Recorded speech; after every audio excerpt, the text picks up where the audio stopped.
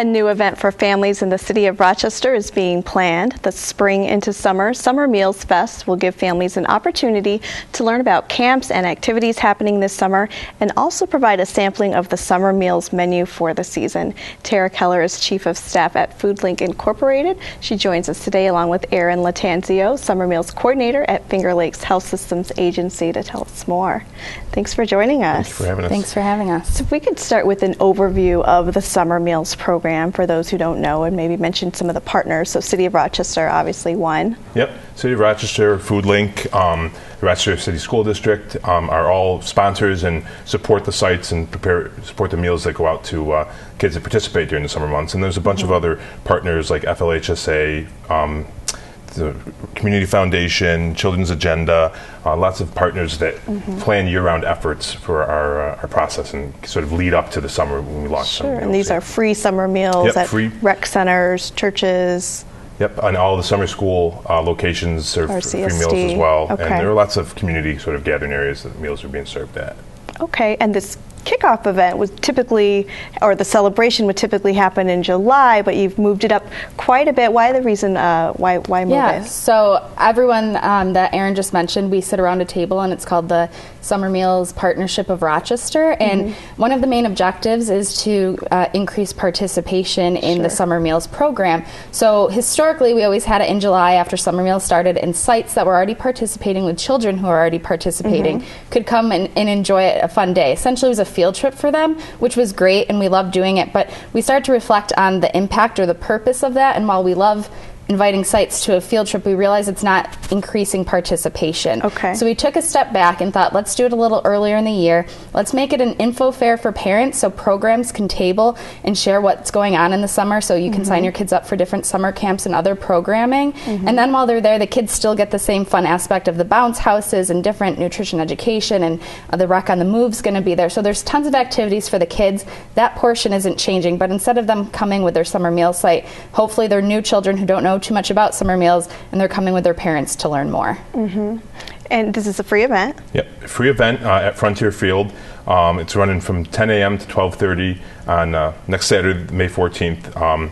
There'll be, like you said, there'll be the meal tasting, get a sampling of 8 different meals that are served across the sites during the summer, and we'll be getting feedback as well from parents and kids, and it's a great opportunity for us to sort of get a sense for what people that don't necessarily always participate in summer meals think of the food, and we really value that feedback each year. And it's also a time to showcase not just the food, but the different programming. So often parents might only think of the rec center or the summer school sites, but there are an array of other organizations that host summer programming, and this is an opportunity for them to showcase all that they do and make parents and families in the city more aware of opportunities for kids to stay active during the summer, which is really important.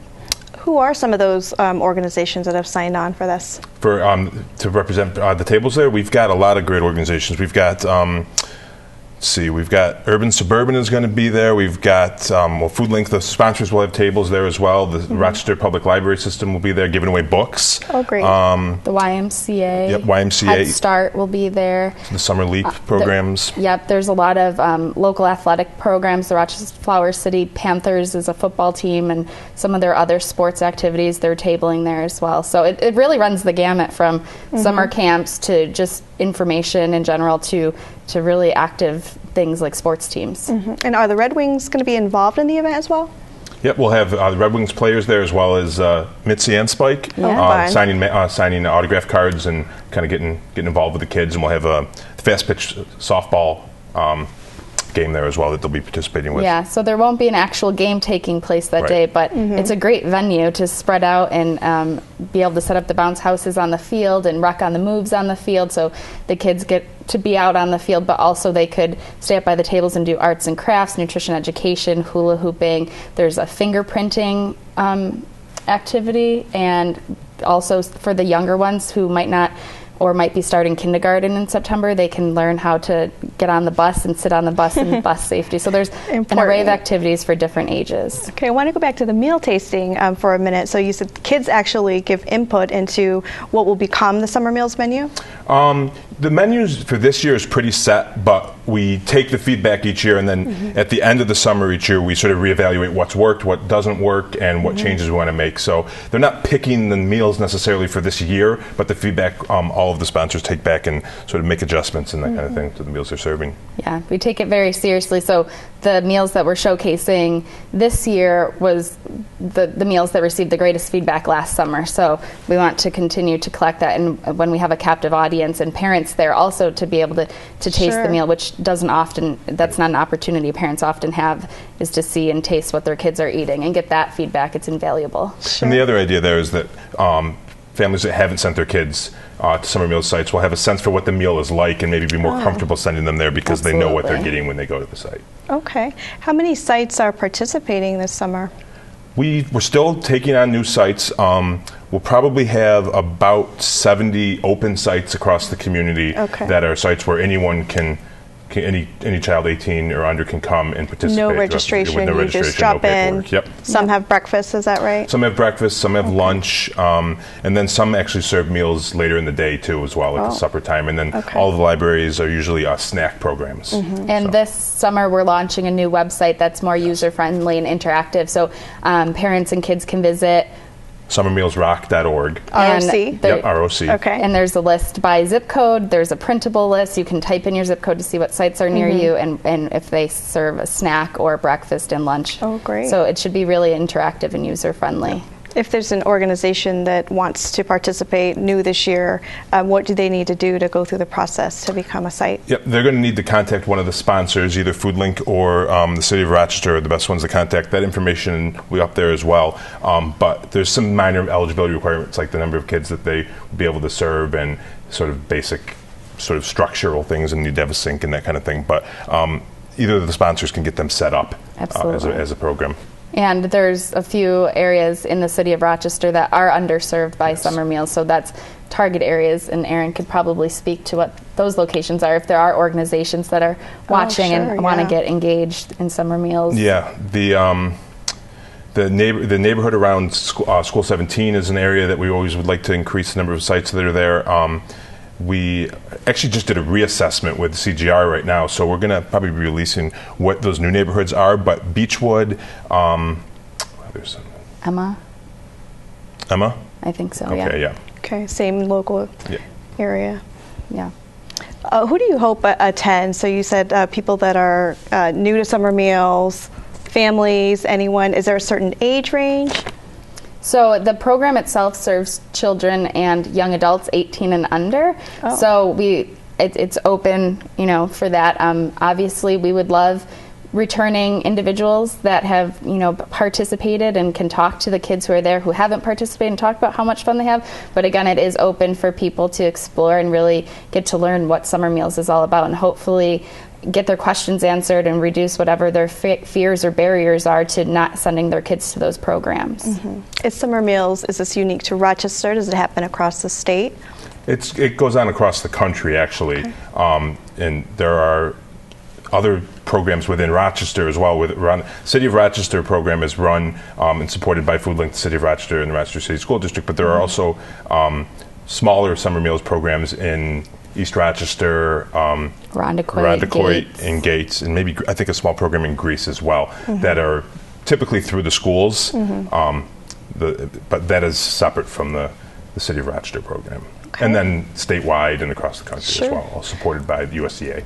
So along with the summer meals program, what are the other activities that FoodLink is doing throughout the year to engage families and make sure kids are getting nutritious food, that sort of thing? Yeah, so FoodLink, being the regional food bank and food hub, we have dozens of food-related programming. And during the summer months specifically, we're really geared towards getting more fresh produce out to families in need. So that's through our steadfast structure of distributing food to agencies like soup kitchens and food pantries, which see an increase in participation in the summer months because, again, summer meals is here, but often parents may not be aware of it or comfortable to send their kids. So for every breakfast and lunch that their child receives during the school year, they're now responsible for providing that during the summer months. So people often think winter's the most busy time for food pantries, but it's actually summer months. So we'll continue to distribute through those outlets. But also we have the curbside market, which is essentially a produce aisle on wheels that go to a lot of the local housing authorities and health centers and different community centers to provide fresh, affordable produce. And they can use WIC, SNAP, cash, EBT, debit. And there's an incentive program for every $5 spent with SNAP, they get $2. So you can really stretch your food budget through that. And then another area is our garden program throughout the city of Rochester and in partnership with a lot of our agencies and our farm stands. So all of those focus on getting fresh produce out to families, seniors, and children in need. And Aaron, how about the Finger Lakes Health System Agency? I know you guys have the Healthy Kids Division. Yes. What are some of the other activities that there's a Play Rocks initiative going on right now, which I think there'll be some information on that at the fest as well, where they're working to get kids active within the community and adults through workplace activity. And doing things like pop-up playgrounds. We've had a couple events for that, which is that's one of the big initiatives right now. Why are these activities so important to the health of our city? I think to speak to activity and eating, to have a healthy community, you need a community that eats well, because it's crazy to think about, but a poor diet could result into someone going into jail or being incarcerated, because if you're not eating well, you're not having that educational attainment, you're not going to do well in school. That increases your likelihood of dropping out of school, which increases your likelihood of joining a gang, increase in criminal activity, and therefore you're in jail, which is crazy to think. If you eat nutritious, it's setting the path in the right direction. But we really think that food is the common denominator to building health, but at the same time, it's just as much as diet and activity to live a balanced, healthy life. And this is especially even more important in the summer months when the kids aren't continuing to get that education and activity through school programs. Healthy eating helps them to retain the information that they've learned and gained, and so that they're more prepared for the start of school the next year. And finally, when does the summer meal season start and finish? So summer meals runs from the end of June to I think the second to last week of August. Not every site runs the whole time, but for them, we have active sites throughout that period there. The goal is to cover as much of the time where kids aren't in school as possible, but there's a little bit of a gap right at the end of school to where meal sites kick in and start running, and then there's a little gap at the end of the year too when school starts back up again. Okay. Well, thank you so much for coming on today. Again, the Spring into Summer Meals Fest happens on Saturday, May 14th. It's a free event. It goes from 10 a.m. to 12:30 p.m. at Frontier Field. And for more information, you can visit Summer Meals Rock, that's ROC.org, or call 585-413-4077. Thanks for watching this edition of CityWise. I'm Tiana Stevens, and we'll see you next week.